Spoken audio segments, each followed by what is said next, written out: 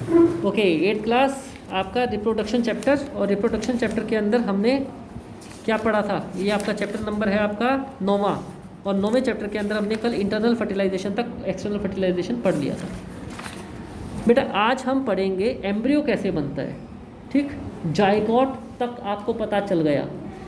ये female reproductive organ है। ये देखो यूट्रस, यहाँ से ये जो ये यूट्रस है ना, यहाँ पे ये आपकी ओवरीज है। ओवरीज के अंदर क्या बना आपका? ओवा। ओवा यहाँ से होते होते फेलोपियन ट्यूब, ये जो ट्यूब सी दिखाई दे रही है इसको क्या बोलते हैं? Fallopian tube. फेलोपियन ट्यूब के अंदर ही यहाँ पे जायगोट की फॉर्मेशन शुरू हो जाती है। और जायगोट कब बनता है? जब इंटरनल फर्टिलाइजेशन हो जाता है। और इंटरनल फर्टिलाइजेशन कब होता है?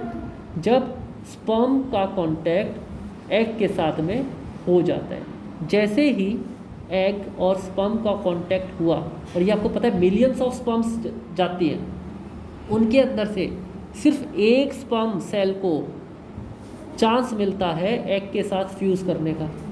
उसने एग के साथ फ्यूज़ कर लिया, और वो कहाँ पे? वो कंपटीशन के अंदर यहीं तक पहुंच जाता है। ठीक है, ठीक है। तो ये फेलोपियन ट्यूब के अंदर यहीं पे पहुंच जाता है वो स्पर्म, और यहीं पे जाके कंपटीशन के अंदर इस एग के साथ में फ्यूज़ कर जाता है। तो ये देख रहे हो, जैसे ही यहाँ पे फ्यूज़ किया तो क्या बन जाता है उसका? जायगोट। क्या बन गया उसका? जायगोट क्या चीज़ होती है? जायगोट, एक बार पीछे वाले पेज के ऊपर आओ, ये देखो फिगर 9.6 देखो।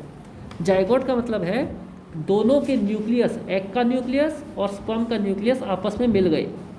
ठीक, यहीं से एक नए जीवन की शुरुआत हो जाती है। ये जायगोट अब धीरे धीरे, ये देखो इस ट्यूब के अंदर, दोबारा 9.8 फिगर देखो, ये इस फेलोपियन ट्यूब के अंदर से धीरे धीरे ट्रैवल करता करता करता करता यूट्रस तक चला जाता है। और यूट्रस के अंदर क्या हो रखा होता है तब तक? यूट्रस के अंदर तब तक यहाँ पे इंटरनल लाइनिंग्स बन चुकी होती हैं, मसल्स बन चुकी होती हैं, नसों का जंजाल बन चुका होता है, और ये यूट्रस पूरी तरह तैयार रहता है एक नए जीवन को स्वागत करने के लिए। ये जायगोट जब इस यूट्रस के अंदर पहुंच जाता है, पहुंचने के बाद ये इसकी जो वॉल होती है ना, ये जो वॉल दिखाई दे रही है यूट्रस की, इसकी वॉल से जाके कहीं पे जाके चिपक जाता है।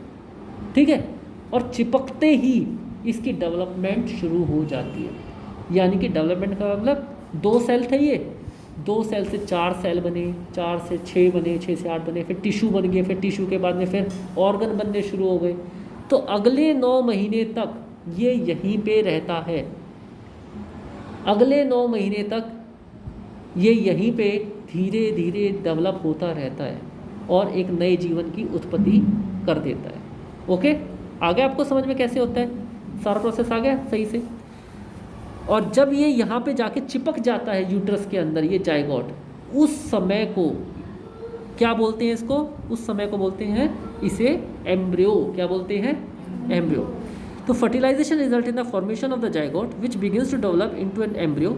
The zygote divides repeatedly to give rise to the ball of the cell. Zygote बार बार डिवाइड होता रहता है और बहुत सारे सेल्स बनाता है, जिससे क्या होते हैं? धीरे धीरे ऑर्गन्स में डेवलप हो जाते हैं। और developing structure is termed as embryo. और इस डेवलपिंग स्ट्रक्चर को क्या बोलते हैं बेटा? एम्ब्रियो बोलते हैं। The embryo gets embedded in the wall of the uterus for further development. Embedded का मतलब चिपक जाता है वॉल के साथ में, और वहाँ पे इसकी डेवलपमेंट होती रहती है। ये देखो, ये आपका बॉल ऑफ सेल्स बी, इसके अंदर 9.8 के अंदर जो बी है, ये देखो 2 सेल थे। जब यूट्रस के अंदर जब ये एम्ब्रियो पहुंच जाएगा तो बॉल ऑफ सेल्स की तरह बन जाते हैं, बहुत सारे सेल्स इकट्ठे हो जाते हैं धीरे धीरे इसके अंदर। फिर सी देखो, embedding the embryo in the uterus. अगर एक बच्चे की बिल्कुल प्रारंभिक अवस्था को देखा जाए माइक्रोस्कोपिक लेवल के ऊपर, तो ऐसा होता है। यूट्रस वॉल के साथ में चिपका हुआ, और ये इसके अंदर ये देखो बहुत सारी प्रक्रियाएं होनी शुरू हो जाती हैं इसके अंदर। ठीक है, अब जब ये बहुत सारी प्रक्रियाएं होनी शुरू हो जाती हैं और धीरे धीरे, अब फिगर 9.9 देखो, एक उल्टा बच्चा है ना, उल्टा होता है हमेशा बच्चा, ऐसे करके सिर उसका नीचे और पैर ऊपर।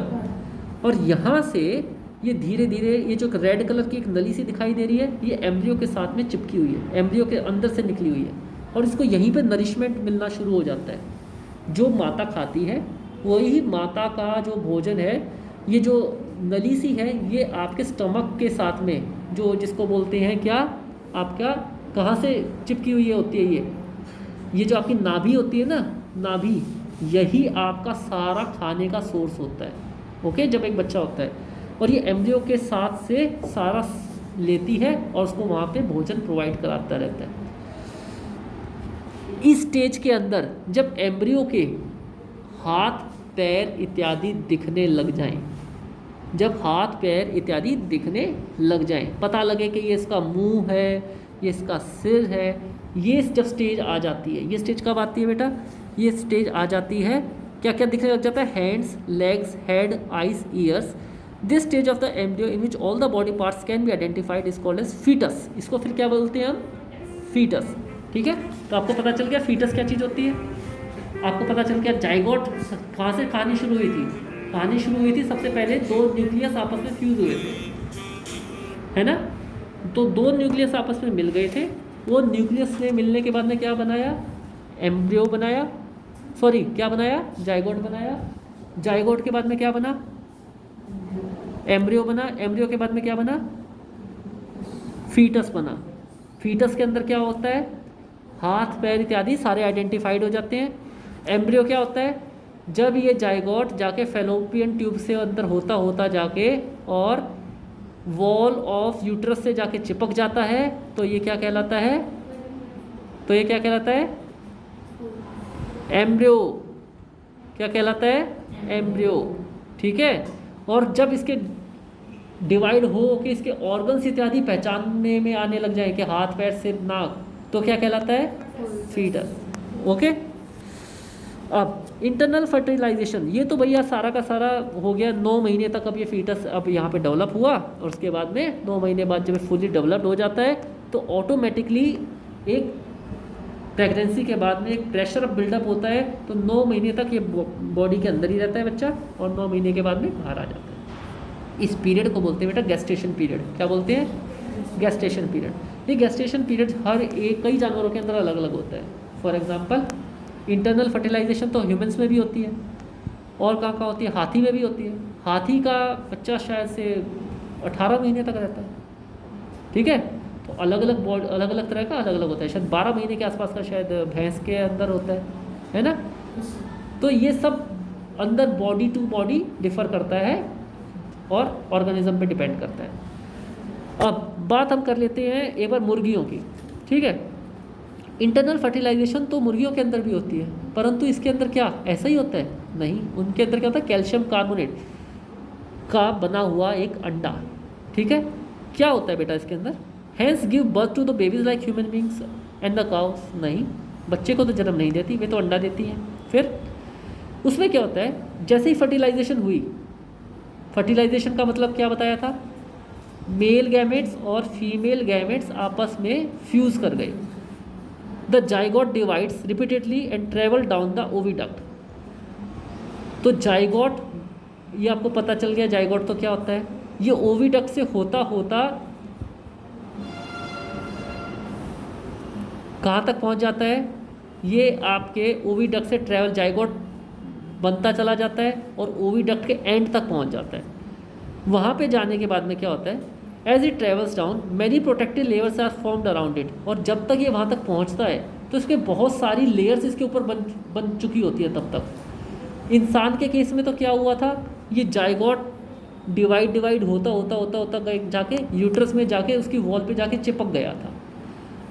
मुर्गी के केस में क्या हो रहा है, नहीं, वो जाइगोट के ऊपर एक लेयर, अंडे की जो कैल्शियम कार्बोनेट होता है ना, उसकी लेयर बननी शुरुआत हो जाती है, और ओविडक्ट के एंड में जाने के बाद में वो सीधा मुर्गी उसको बाहर निकाल देती है, यानी कि ले एग्स कर देती है। ठीक है, अब वो बाहर फिर उसको क्या करती है, हैन उसको लेइंग करती है, उसको सेकती है ना, पर्टिकुलर टेम्परेचर इत्यादि वो उसको बाहर प्रोवाइड कराती है। ठीक, तो ऐसे ही पक्षी भी करते हैं, है ना, वो उसके ऊपर बैठे रहते हैं, सेकते रहते हैं। वो टेम्परेचर प्रोवाइड कराती है, वो धीरे धीरे फिर उसी के अंदर, जैसे हमारा ये बच्चा देखो मदर के अंदर, ह्यूमन्स के अंदर अंदर ही अंदर पनपता है, ऐसे ही वो बच्चा अंडे के अंदर पनपता है, और एक टाइम कंप्लीट होने के बाद में वो उस शेल को तोड़ के, आवरण को तोड़ के बाहर आ जाता है, जिसको क्या बोलते हैं, चिक। क्या बोलते हैं, ये देखो यहाँ लिखा हुआ है। Soon after fertilization, the zygote divides repeatedly, travel down the oviduct. As it travel down, many protective layers are formed around it. The hard shell that you see in the hen's egg is one such protective layer. ठीक है? After the hard shell is formed around the developing embryo, the hen finally lays egg. The embryo takes about 3 weeks to develop into 3 हफ्ते लगते हैं embryo को एक चिक में develop होने के लिए।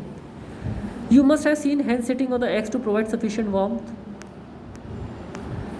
You know, after the chick is completely developed it burst open the egg shell. जब एक बच्चा पूरा डेवलप हो चुका होता है तो खुद ही चोंच मार मार के उसको, उस शेल को तोड़ता है, खुद ही तोड़ता है वो बच्चा, ठीक है, अपने आप नहीं टूटता, वो खुद ही तोड़ता है वो।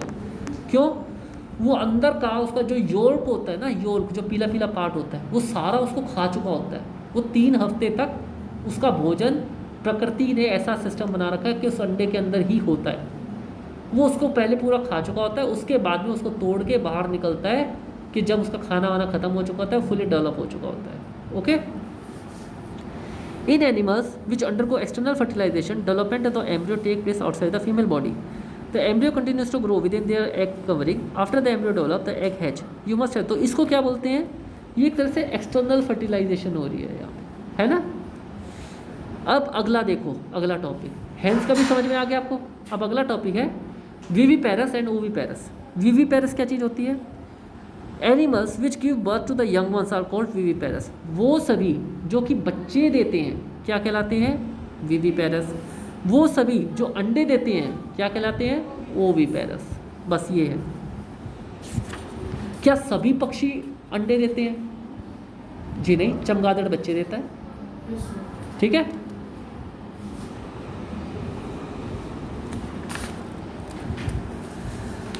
ये अब आपको अगले पेज पे आ जाइए।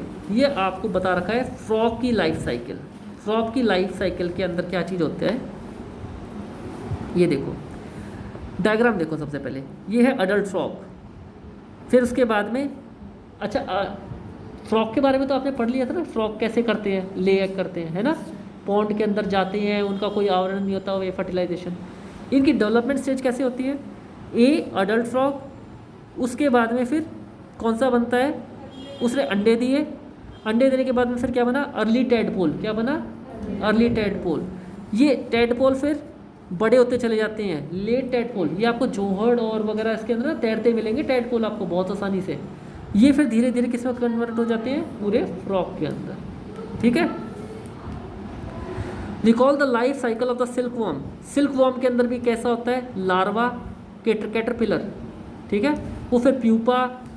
ये आपने 7th चैप्टर के अंदर पढ़ रखा है कैटरपिलर का, याद करो, पढ़ रखा है ना सारा का सारा, ठीक है।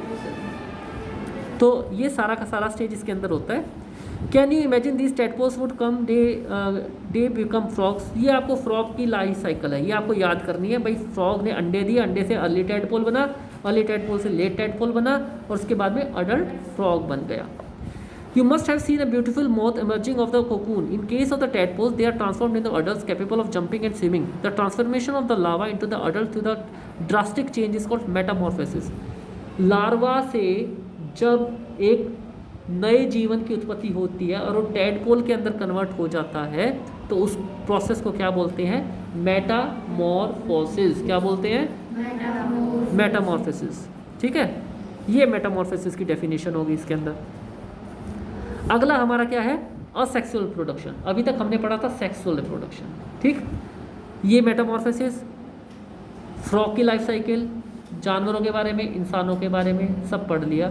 अब हम पढ़ेंगे असेक्सुअल, मतलब जिसके अंदर फर्टिलाइजेशन प्रोसेस सेक्सुअल मेल और फीमेल की ज़रूरत नहीं पड़ती, ठीक है। ऐसे भी जानवर कौन से होंगे? यूनिसेलुलर, एक ही सेल के बने हुए। उसके अंदर एग्जाम्पल क्या है? सबसे पहले हाइड्रा।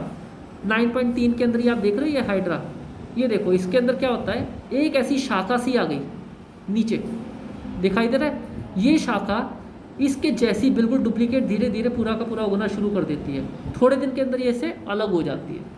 ठीक, इसको क्या बोलते हैं? इसको बोलते हैं बडिंग। क्या बोलते हैं? बडिंग। ये जो एक बड, एक छोटा सा निकला, उसके अंदर से पूरी चीज़ निकलती चली गई, जब वो बड़ी हुई तो अलग हो गई बिल्कुल, तो दो अलग अलग बन गए। ठीक है। अमीबा के अंदर क्या होता है?